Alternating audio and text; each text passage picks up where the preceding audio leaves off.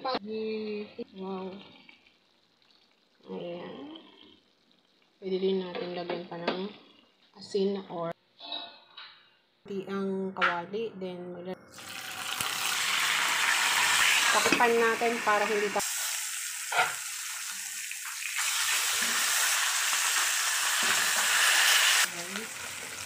then, set aside ulit natin ito.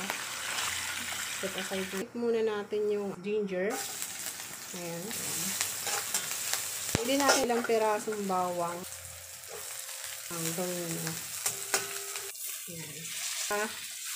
Hindi siya malaki. Ayan. Ay, wala pang isang sili. Na malaki. Ayan natin guys yung malunggay.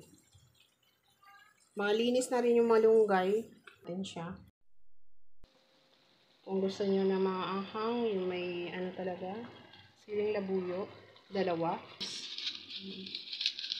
Isnis. Yan done. Yan ang finished product ng ating ginataang hito. Wow. Magata siya kasi isang gata na malaki yan. Kakang gata yung gamit ko. Wow. Very, ano to guys, pag kumain tayo sa labas, very expensive sa mga ano nito. Mahal to eh. Mga exotic. Wow. Tama lang yung alat niya. At hindi pa siya na ano yung siling na inilagay natin. Yung na inilagay ko, hindi yung ano siya. Pwede din natin lagyan pa ng asin or patis.